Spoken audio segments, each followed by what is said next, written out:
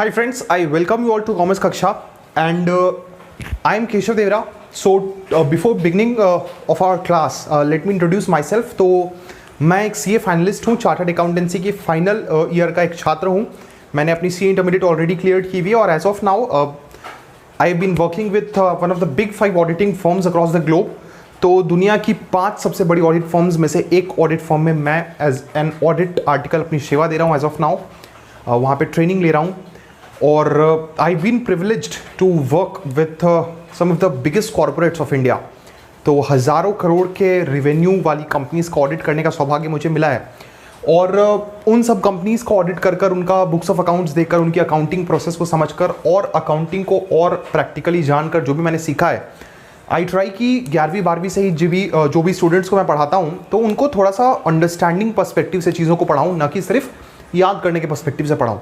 क्योंकि अकाउंट्स में आजकल हो क्या गया है स्टूडेंट्स को टीचर्स बड़े बड़े स्कूल्स में ट्यूशन्स में सिर्फ रटा लगवाना शुरू कर दिए हैं. कुछ रूल्स होते हैं अकाउंट्स के, कुछ गोल्डन रूल्स होते हैं, उनको टीचर्स याद करवा देते हैं एंड उसके बेसिस में पूरा अकाउंट्स बन जाता है और बच्चे अपने आप को बहुत स्मार्ट समझने लगते हैं.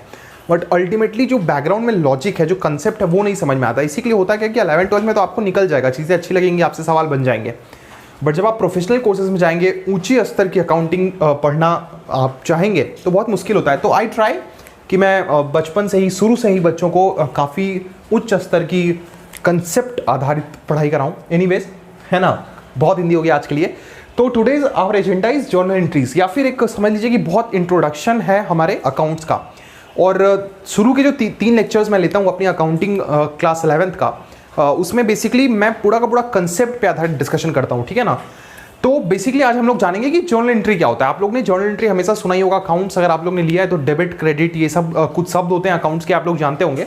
तो आज बेसिकली इसी से हम लोगों का एक पहली मुलाकात होगी, है ना. We will be having a first meet with debit, credit, journal entries, accounting, accounts and all, ठीक है. तो सबसे पहले आज का क्लास का मैं इंपॉर्टेंस बता दूं कि आज का क्लास आप लोगों के लिए, आप लोगों के लाइफ का मोस्ट इंपॉर्टेंट क्लास होने वाला है. बिकॉज आज हम लोग अकाउंट्स के जो अल्फाबेट्स हैं, अकाउंट्स के जो समझ लीजिए कि एकदम रूट लेवल पे जो अकाउंट्स की चीज़ें होती है ना, उन चीज़ों को हम लोग समझेंगे.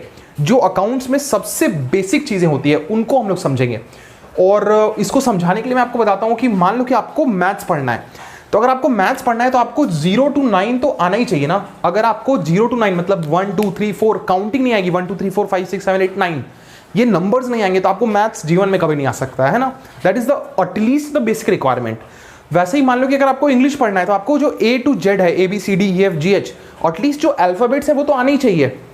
एक आर्ट्स का एग्जाम्पल लेते हैं. अगर आपको म्यूजिक सीखना है तो आपको एटलीस्ट जो सरगम है, सा रे ग म प ध नि सा जो है, वो तो आप लोग को आना ही चाहिए. तो उन सब सब्जेक्ट्स में ये सब चीजें जितनी इंपॉर्टेंट है उतना ही इंपॉर्टेंट हमारे अकाउंट्स के जर्नी में हमारा जर्नल एंट्रीज है, ठीक है ना.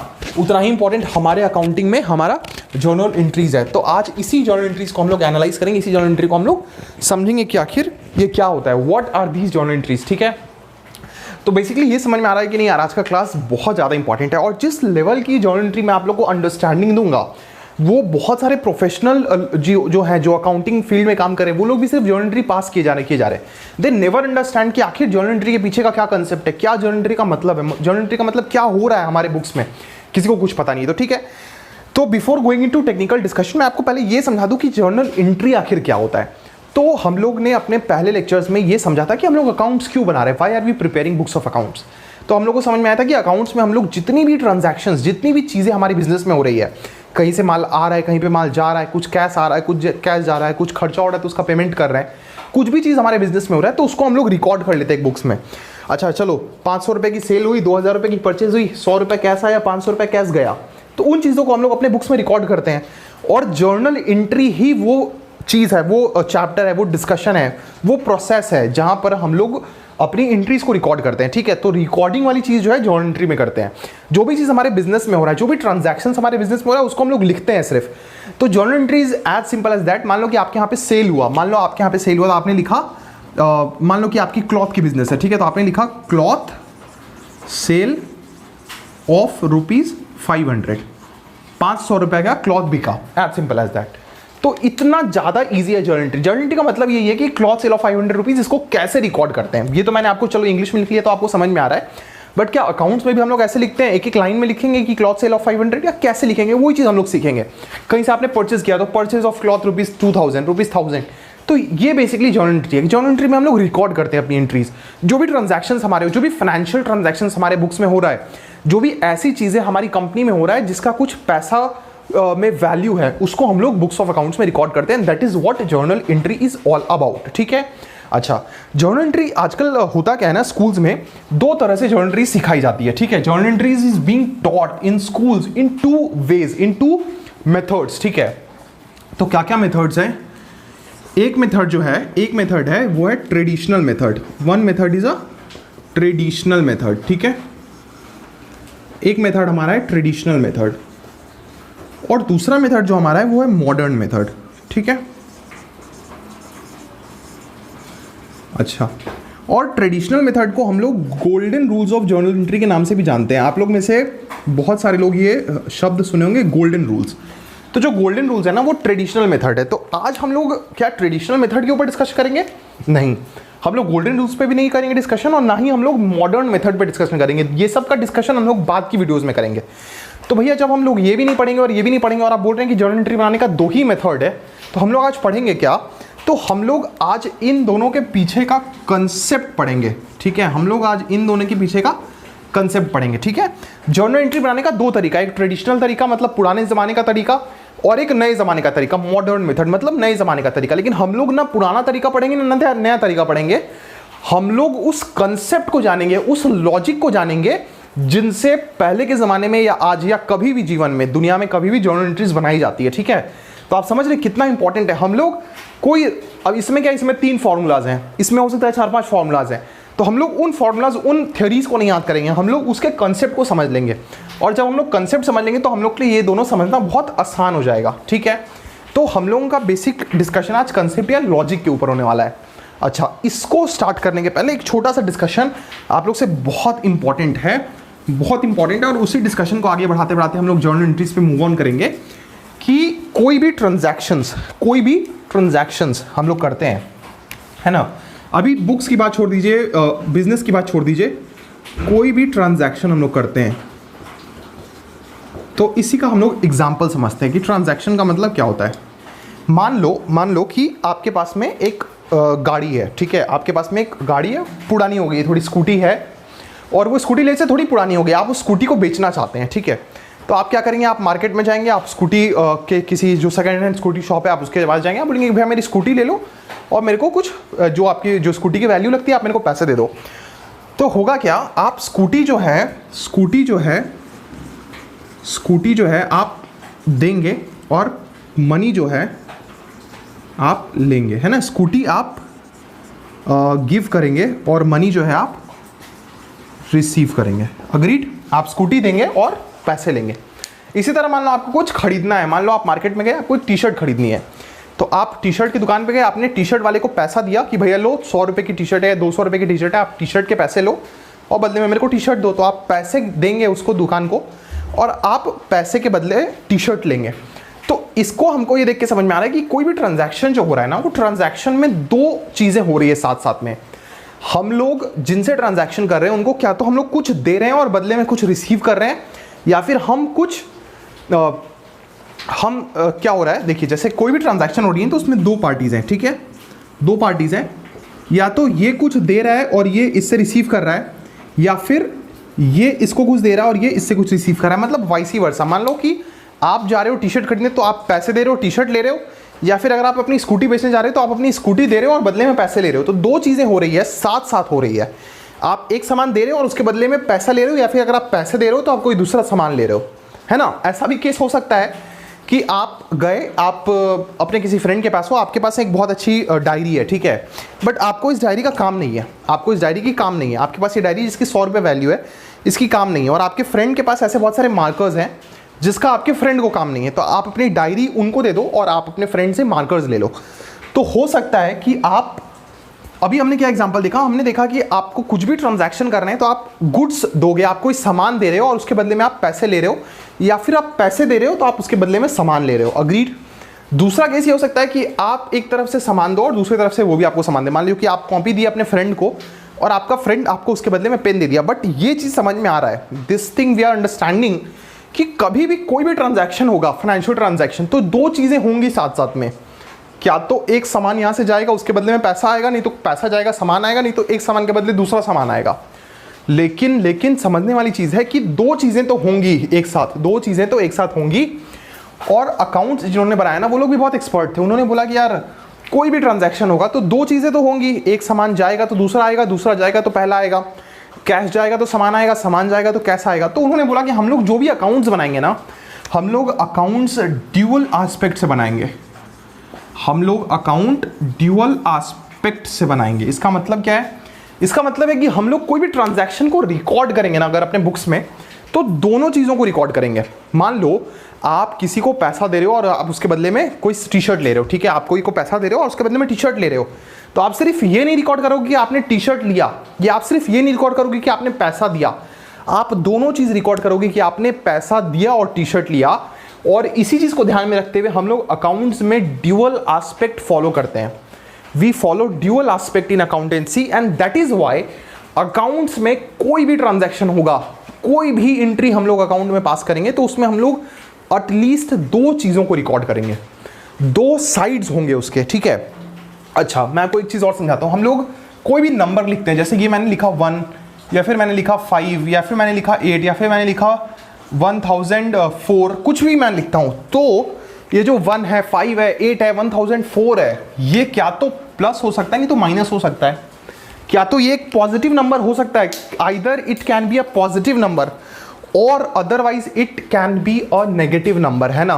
क्या तो हो सकता है ये +1 हो, क्या हो सकता है -1 हो, क्या हो सकता है ये +5 हो, नहीं तो हो सकता है कि ये -5 हो, क्या हो सकता है कि ये +8 हो, नहीं तो हो सकता है कि ये -8 हो, या फिर हो सकता है कि ये +1004 हो, नहीं तो हो सकता है कि ये -1004 हो। तो कोई भी नंबर हम लोग लिखते हैं मैथ्स में, तो वो नंबर का दो सिंबल्स हो सकते हैं, क्या तो वो प्लस हो सकता है, नहीं तो वो माइनस हो सकता है। अभी के लिए फॉर द टाइमिंग आप इतना समझ लीजिए कि अकाउंट्स में भी कोई भी एंट्री हम लोग रिकॉर्ड करेंगे ना, तो वो एंट्री दो चीज़ें हो सकती है, क्या तो वो डेबिट हो सकता है, नहीं तो वो क्रेडिट हो सकता है। डेबिट क्या होता है, क्रेडिट क्या होता है, ये हम लोग इसी वीडियो में सीखेंगे और बहुत अच्छे से सीखेंगे। फॉर द टाइमिंग आपने ये सीखा कि कोई भी ट्रांजैक्शन होगा जिसको हम लोग रिकॉर्ड करेंगे, उसके दो एस्पेक्ट्स होंगे, डेबिट एस्पेक्ट और क्रेडिट एस्पेक्ट, ठीक है। और दो एस्पेक्ट होंगे फॉर श्योर, एक एस्पेक्ट को हम लोग डेबिट एस्पेक्ट बोलेंगे, एक एस्पेक्ट को हम लोग क्रेडिट बोलेंगे, है ना। हो सकता है कि हम पैसा दे रहे हैं और गुड्स ले रहे हैं, तो हम एक को डेबिट बोलेंगे, एक को क्रेडिट बोलेंगे। इतना चीज़ हम लोगों को समझ में आता है। किसको डेबिट बोलेंगे, किसको क्रेडिट बोलेंगे, वो सब हम लोग आगे सीखेंगे। आगे प्रोसीड करने के पहले एक और सवाल है मेरा, एक और बहुत ईजी सा क्वेश्चन है। आप लोग सब अकाउंट्स के चैंपियन हैं, आप लोग देखिए कैसे बिना अकाउंट्स पढ़े भी आप लोग को अकाउंट्स आता है। मैं आपको प्रूव करता हूँ, है ना। ड्यूअल एस्पेक्ट के ऊपर हमारा डिस्कशन है। चलो चलो चलो चलो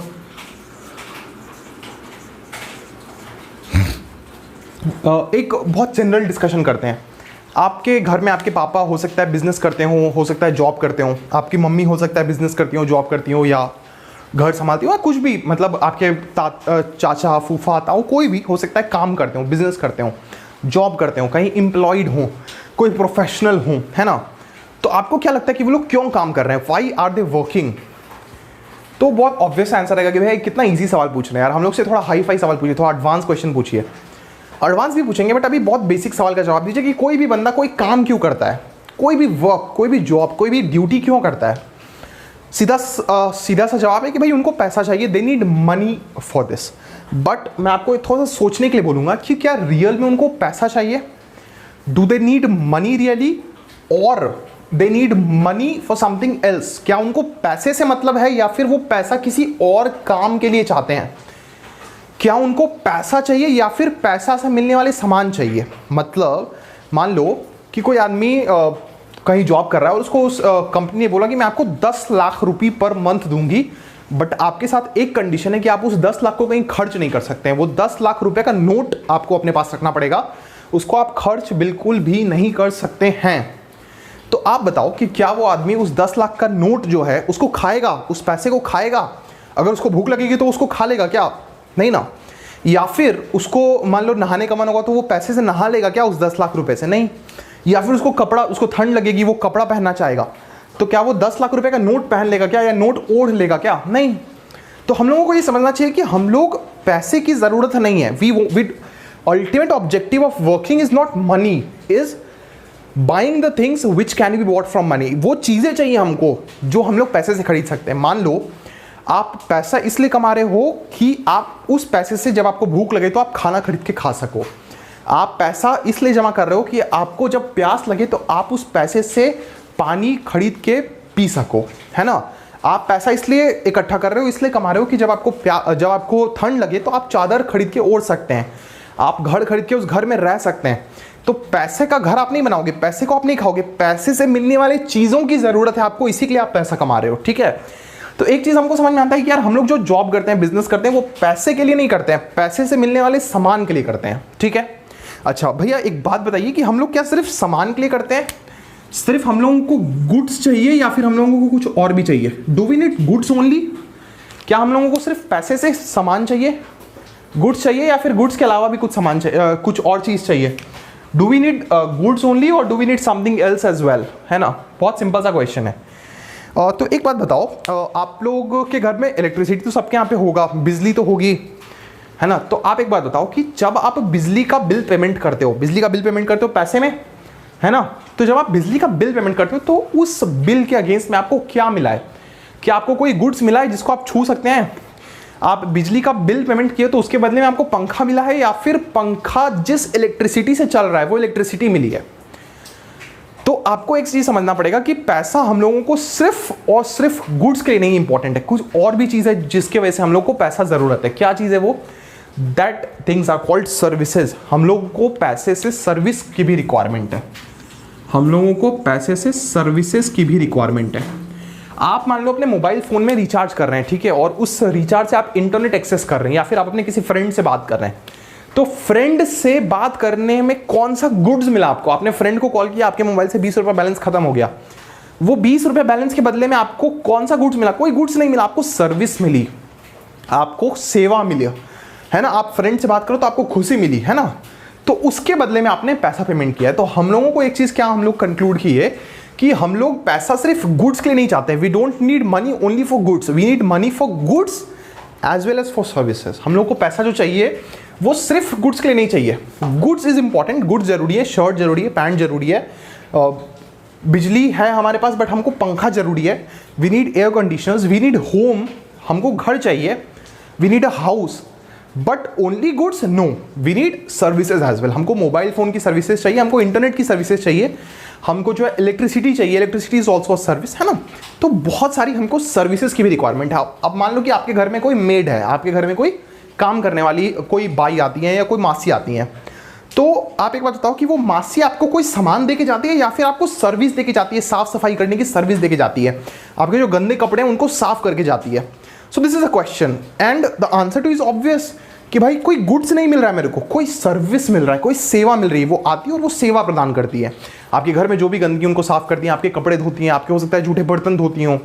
तो जो मेड है they are providing services to it. तो हमको ये समझ में आया कि we need money, we need पैसा, नॉट बिकॉज कि हमको पैसे का कोई काम है, बट बिकॉज कि हमको पैसे से मिलने वाली कुछ चीज़ों का रिक्वायरमेंट है। And what are that? Goods और सर्विसेज। क्या तो हमको गुड्स चाहिए, नहीं तो हमको सर्विसेज चाहिए। और हम लोग बिजनेस भी किस लिए करते हैं? बिजनेस भी हम लोग इसी के लिए करते हैं कि हम लोग अपना पैसा क्रिएट कर सके। So ultimately in business also we are dealing in goods और सर्विसेज। बिजनेस भी हम लोग किस चीज़ का करते हैं? या तो किसी गुड्स का करते हैं, आप किसी दुकान में जाओगे तो हो सकता है वहाँ पे शर्ट पैंट मिलता हो सकता है वहाँ पे फल मिलती हो सकता है सब्जियाँ मिलती हो, है ना, हो सकता है कोई और प्रोडक्ट, हो सकता है स्टेशनरी शॉप हो।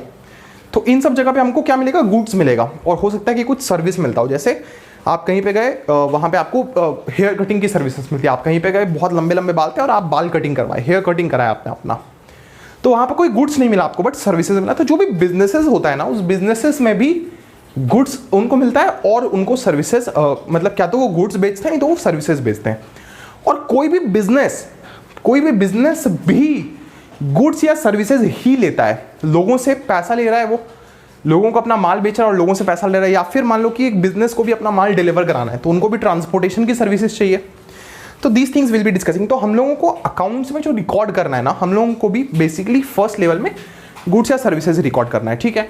अच्छा, तो हम लोगों को समझ में आया, हमारा कंक्लूजन क्या है कि जो भी ट्रांजैक्शंस हम लोग इंटर करते हैं अपने लाइफ में, वो हम लोग या तो गुड्स के लिए करते हैं या फिर सर्विसेज के लिए करते हैं। हमारा अल्टीमेट कंक्लूजन इस डिस्कशन का है कि whatever transactions we enter in our life is because we need goods और वी नीड सर्विसेज, ठीक है। अच्छा, ट्रांजैक्शन, एक वर्ड यहां पर आया ट्रांजैक्शन, मैं बहुत बार बोल रहा हूं, है ना।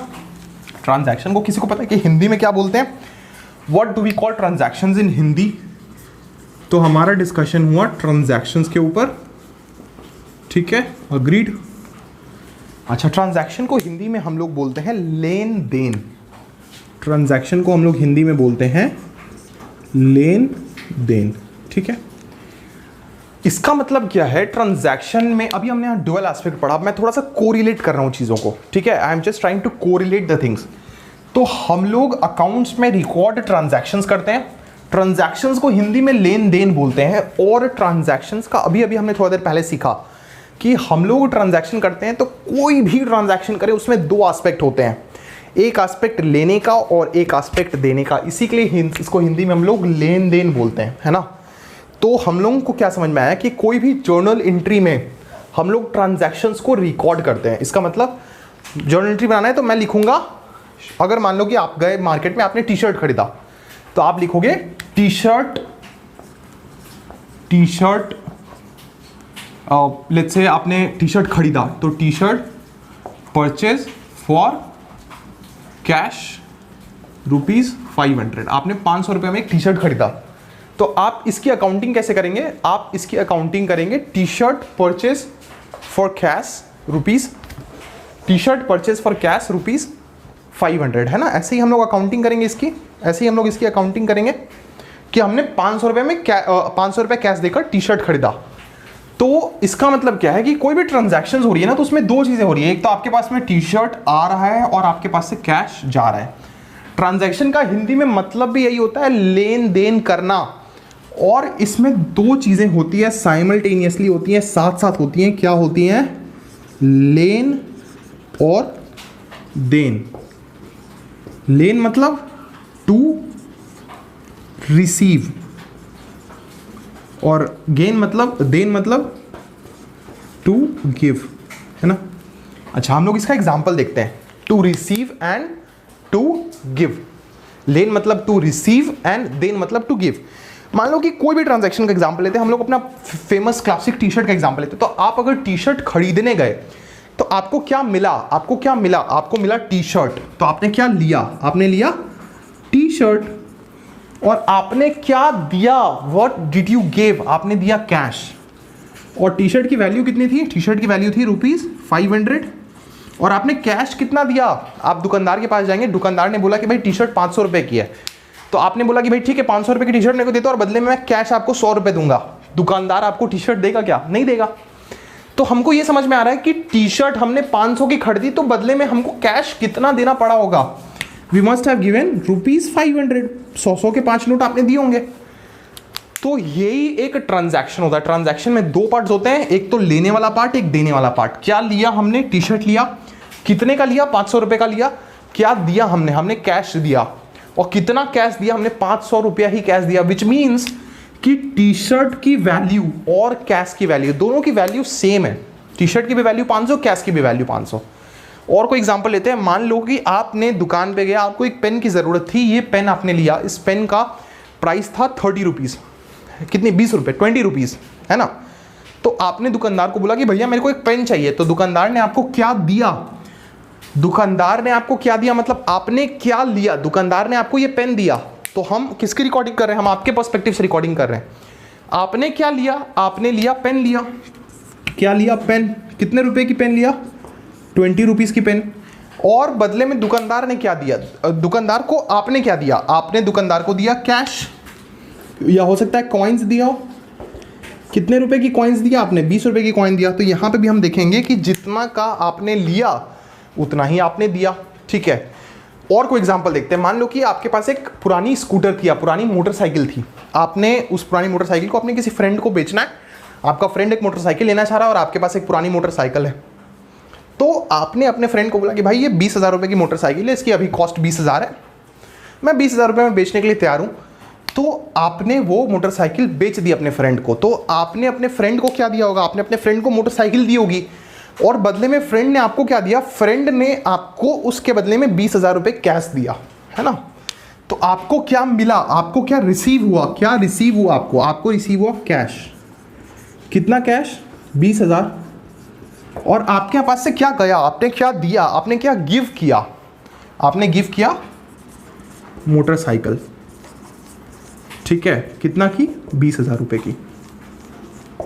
और यहां पर भी हम लोग देखेंगे कि वैल्यू कैश की और वैल्यू मोटरसाइकिल की दोनों बराबर होती है, ठीक है। Agreed agreed agreed agreed. अच्छा, अब एक बात बताइए कि क्या हम लोग सिर्फ टी शर्ट, पेन या मोटरसाइकिल ही खरीदते लेते हैं, या फिर हम लोग कुछ सर्विसेज भी खरीदते लेते हैं? अभी मैंने आपको बताया कि हम लोग कोई भी ट्रांजैक्शन करते हैं, कोई भी कमाई करते हैं, तो उसका दो ऑब्जेक्टिव होता है, क्या तो हम लोग को गुड्स चाहिए, नहीं तो हम लोग को कोई सर्विस चाहिए, है ना। तो यहाँ पर हमने जितना भी एग्जाम्पल लिया है ये सब गुड्स का लिया है, हो सकता है कि कुछ सर्विसेज के भी एग्जाम्पल हो सकते हैं ना।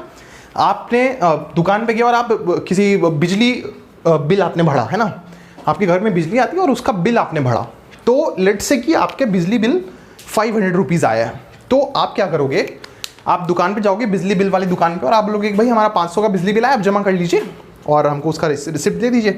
तो आप क्या दोगे? आप उनको 500 रुपये का एक नोट दोगे, और उसके बदले कोई गुड्स नहीं मिला आपको एक सर्विस मिली, बिजली की सर्विस। तो आपको क्या मिला? What did you receive and what did you give? अगर मैं पूछूं तो आपको मिला क्या? आपको मिला इलेक्ट्रिसिटी, है ना। और कितने की इलेक्ट्रिसिटी मिली? 500 रुपीज़ की। और बदले में आपने क्या दिया? आपने दिया कैश। कितना का कैश? 500 रुपीज़। ऑब्वियसली मान लो कि आप मेरे से पढ़ रहे हो, आप मेरे से क्लासेस ले रहे हो, यूट्यूब पे नहीं, आप मेरे से लाइव क्लासेस ले रहे हो या ऑनलाइन पूरा फुल क्लासेस ले रहे हो, तो आपने क्या दिया मेरे को? आपने मेरे को कैश दिया, आपने मेरे को पैसा दिया। और मैंने आपको क्या दिया? मैंने आपको नॉलेज दिया, मैंने आपको क्लासेस दिया, मैंने आपको लेक्चर्स दिया, है ना। यही तो हो रहा है ना। तो उसकी रिकॉर्डिंग कैसे करोगे? मान लो आपको रिकॉर्डिंग करनी है, तो आपको क्या मिला? आपको मिला नॉलेज, आपको मिला लेक्चर्स, आपको मिला क्लासेस, है ना। आपको क्या मिला? आपको मिला नॉलेज। कितने की? लेट्स से मेरी फीस है 10,000 रुपये, और बदले में मेरे को क्या मिला? बदले में आपको क्या देना पड़ा जो कि मुझे मिला?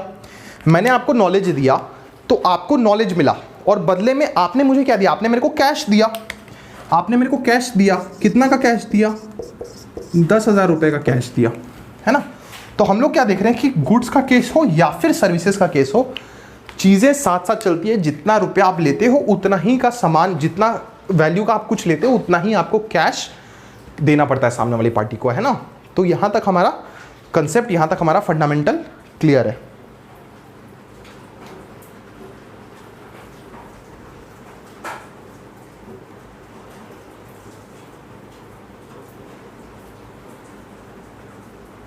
ठीक है। अच्छा, तो हमारा दो डिस्कशन हो गया। एक हमारा गुड्स से रिलेटेड डिस्कशन हो गया और एक हमारा सर्विसेज से रिलेटेड डिस्कशन हो गया, ठीक है। मैंने बड़ा अच्छा आप लोग को बताया कि दो चीज़ें होती है, दोनों चीज़ें हमेशा साथ साथ चलती है। क्या तो आप कुछ लेते हो तो आपको उतना का देना पड़ता है, नहीं तो आप कुछ देते हो तो आपको उसके बदले में उतना कम मिलता है ना। यही चीज़ हमने सीखा ना। लेकिन एक बात मेरे को बताओ, एक बात बहुत प्रैक्टिकल सा चीज़ मेरे को बताओ, क्या दोनों चीज़ें एक्चुअली में हमेशा साथ साथ चलती हैं, या फिर कभी कभी इसमें कुछ गैप भी आ जाता है ना। उसको पहले मेरे को मैं आप लोग को बहुत जादुई चीज़ बताता हूँ। कितना इजी है अकाउंट्स।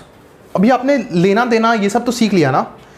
क्या हो कि मैं आपको बोलूँ कि लेना देना, इस लेने को ही हम लोग बोलते हैं डेबिट। इसी लेने को हम लोग बोलते हैं डेबिट, और इसी देने को हम लोग बोलते हैं क्रेडिट। इसी लेने को हम लोग बोलते हैं क्रेडिट, और इसी डेबिट, और इसी देने को हम लोग बोलते हैं क्रेडिट। मान लो कि ये जो ट्रांजैक्शन हुआ कि आपने टी शर्ट लिया और बदले में कैश दिया, इसको अगर मैं बोलूं कि आपको रिकॉर्ड करना है ना, तो आप कैसे रिकॉर्ड करोगे पता है आप लोगों को? देखिए मैं बताता हूं। आप लोग इसको रिकॉर्ड करोगे, टी शर्ट डेबिट, कितना का है? 500 रुपीज, और बदले में cash credit 500 rupees. As simple as that, as simple as that. तो एक छोटा सा चीज मैंने आपको बताया कि जो भी लेना है यही लेने को डेबिट बोलते हैं, और जो भी चीज देना है, वॉट एवर थिंग्स आर देना, जो भी आपने दिया उसी को आप अपने बुक्स में क्रेडिट करते हो। मान लो कि आपने टी शर्ट ली तो आप एंट्री करोगे T shirt account debit to cash, या आप बोलोगे T shirt debit 500 rupees, cash credit 500 rupees. आप पेन, मान लो आपने पेन लिया, तो आप लिखोगे पेन डेबिट 20 रुपीज एंड साथ साथ में कॉइन्स या कैश क्रेडिट 20 रुपीज। मान लो कि आपको क्या, थर्ड एंट्री में हमने मोटरसाइकिल बेची थी अपने किसी फ्रेंड को, तो आपने मोटरसाइकिल दिया और बदले में कैश लिया, तो हम लिखेंगे cash debit 20,000 rupees and motorcycle credit 20,000 rupees. फिर फोर्थ ट्रांजैक्शन में हमने इलेक्ट्रिसिटी ली थी 500 रुपए की और बदले में कैश दिया था 500, तो हम एंट्री करेंगे electricity debit 500 rupees and cash credit 500 rupees. ठीक है। फिफ्थ एंट्री में हमने नॉलेज लिया था, we have received knowledge from our teacher, तो इसमें हम एंट्री करेंगे नॉलेज डेबिट 10,000 रुपीज और बदले में हमने कैश दिया था, तो कैश क्रेडिट 10,000 रुपीज। तो इतना इजी है अकाउंट्स में हमने क्या सीखा कि जो भी चीज हमने लिया है उन चीजों को हम डेबिट में रिकॉर्ड करते हैं, उन चीजों को हम डेबिट बोल के रिकॉर्ड करते हैं। मान लो आपने टी शर्ट लिया तो टी शर्ट डेबिट, पेन लिया तो पेन डेबिट, कैश लिया तो कैश डेबिट, इलेक्ट्रिसिटी लिया तो इलेक्ट्रिसिटी डेबिट, नॉलेज लिया तो नॉलेज डेबिट। जो भी चीज आपने दिया उनको क्रेडिट में रिकॉर्ड करते हैं। कैश दिया तो कैश क्रेडिट, कॉइन दिया तो कॉइन क्रेडिट, मोटरसाइकिल दिया तो मोटरसाइकिल क्रेडिट, फिर कैश दिया तो कैश क्रेडिट, फिर कैश दिया तो कैश क्रेडिट 10,000 रुपीज। तो इन्हीं चीजों को हम लोग अकाउंट्स में एज अ डेबिट और as a credit transaction record करते हैं। ठीक है।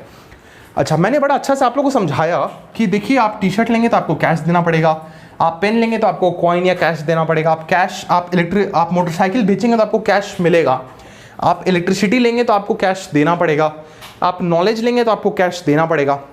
लेकिन मेरे को एक छोटा सा बात बताओ कि क्या रियल लाइफ में हर बार आप लोग साथ साथ में दोनों काम करते हो?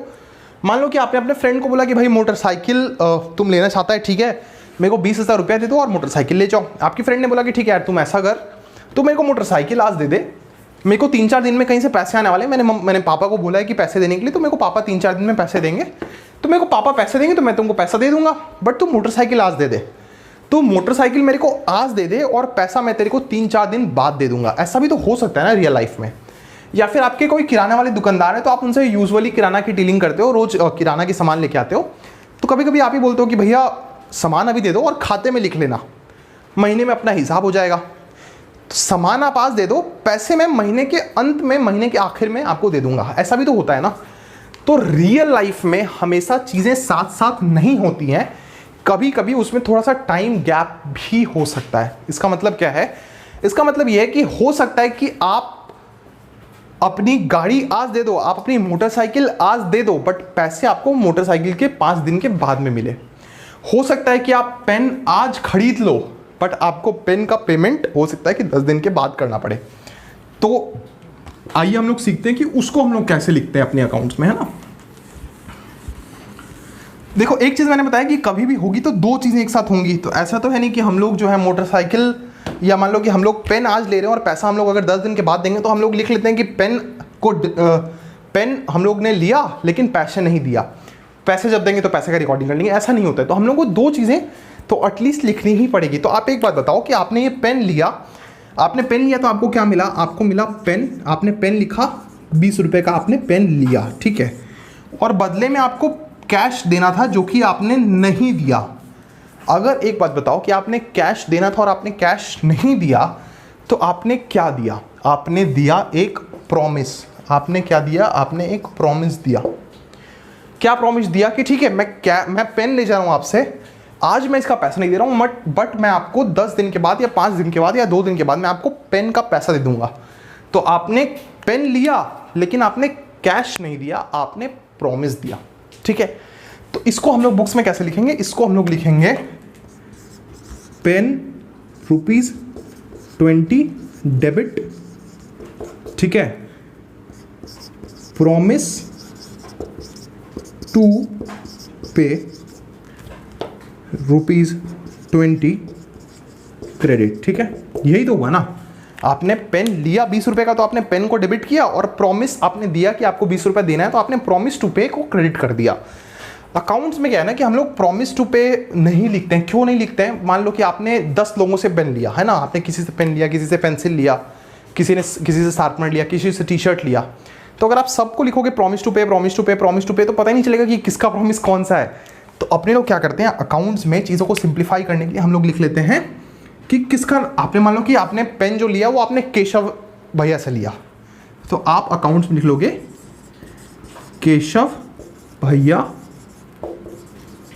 क्रेडिट, केशव भैया क्रेडिट। मतलब आप एंट्री क्या करोगे, आप एंट्री करोगे पेन ₹20 डेबिट, प्रॉमिस टू पे के बदले आप लिखोगे केशव ₹20 क्रेडिट।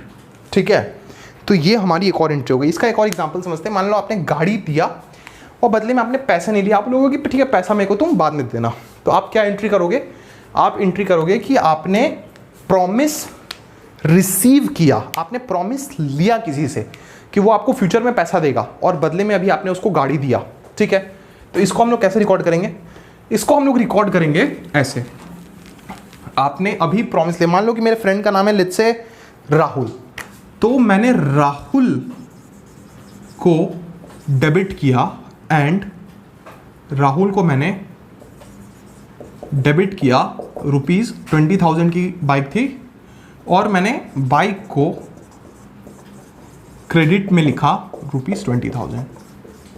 ठीक है, तो मेरे को क्या मिला, मेरे को राहुल का प्रॉमिस मिला और बदले में मैंने क्या दिया, मैंने बाइक दिया बदले में। तो मैंने बाइक को क्रेडिट किया और मैंने राहुल को डेबिट किया। अब क्या होगा, अब क्या होगा, 2-3 दिन 4 दिन के बाद ये जो हमने पेन लिया था, मेरे पास में कहीं से पैसे आए, मैंने बोला कि चलो भाई केशव भैया को पैसा देना है, चलो आपने सोचा कि केशव भैया को पैसे दे देते हैं। तो उस समय क्या होगा, उस समय आपने केशव भैया को पैसे दिए, लेकिन आपने केशव भैया से कुछ भी नहीं लिया। आपने केशव भैया को पैसे दिए लेकिन आपने कुछ भी नहीं लिया। और यहाँ पर मैं अपने पर्सपेक्टिव से देखूँ तो मैंने पेन रिसीव किया है ना, मैंने पेन रिसीव किया और बदले में मेरे को एक प्रॉमिस मिला था कि मेरे को पैसे मिलेंगे। और अब क्या होगा, ये प्रॉमिस मटीरियलाइज हो जाएगा, ये प्रॉमिस एग्जीक्यूट हो जाएगा और प्रॉमिस कैंसिल हो जाएगा, है ना। अब क्या होगा, अब हो जाएगा केशव ₹20 डेबिट और बदले में पेन नहीं कैश, पैसे मिलेगा ना, बदले में कैश क्रेडिट, है ना, कैश क्रेडिट। तो इससे हम लोगों को बेसिक एक लॉजिक समझ में आ रहा है कि जो भी चीज़ रिसीव हो रहा है, जो भी चीज़ मिल रहा है वो चीज़ डेबिट हो रहा है और जो भी चीज़ देना पड़ रहा है, जो भी चीज़ हम लोग दे रहे हैं वो चीज़ क्रेडिट हो रहा है। जैसे आपने पेन लिया था और आपने प्रॉमिस किया था कि मैं पैसे दूंगा, तो आपने पेन को डेबिट किया और प्रॉमिस को क्रेडिट किया या केशव भैया को क्रेडिट किया। अब आप क्या कर रहे हो, आप कैश दे रहे हो लेकिन बदले में आप कुछ ले नहीं रहे हो, बदले में आप अपना पुराना प्रॉमिस को एग्जीक्यूट कर रहे हो। तो ये जो प्रॉमिस आपने किया था, यही प्रॉमिस वापस से या यही केशव भैया वापस से डेबिट हो जा रहे हैं और आपके पास से कैश जो है वो चला जा रहा है, कैश जो है वो चला जा रहा है ₹20 का। ठीक है, तो आई होप एक बहुत बेसिक सा डिस्कशन हमने यहाँ पे किया, बहुत लॉजिकल और बहुत कंसेप्चुअल डिस्कशन हमने यहाँ पे किया जर्नल एंट्रीज का। तो आई होप कि आपको ये डिस्कशन अच्छा लगा होगा, आपको चीज़ें समझ में आई होंगी और आपका अंडरस्टैंडिंग जर्नल एंट्रीज के टुवर्ड्स और अच्छा डेवलप हुआ होगा। आगे आने वाली वीडियोस में हम लोग और डिटेल में अपने सब्जेक्ट को बिल्ड करेंगे और लॉजिक्स और कंसेप्ट्स और फंडास समझेंगे। आज की इस वीडियो को, आज के इस लेक्चर को हम लोग यहीं तक रखते हैं। अगर आपके कुछ भी डाउट्स हैं तो आप हमसे कमेंट बॉक्स में पूछ सकते हैं, कुछ सवाल सुझाव हैं तो आप बता सकते हैं। अदर देन दैट हमारे चैनल को आप सब्सक्राइब कीजिए और अपने फ्रेंड्स के साथ भी शेयर कीजिए। टिल देन मैं आपसे अगली वीडियो में मिलता हूँ। This is Keshav Devra signing off. Bye bye, enjoy and yes keep studying and keep growing. Bye bye.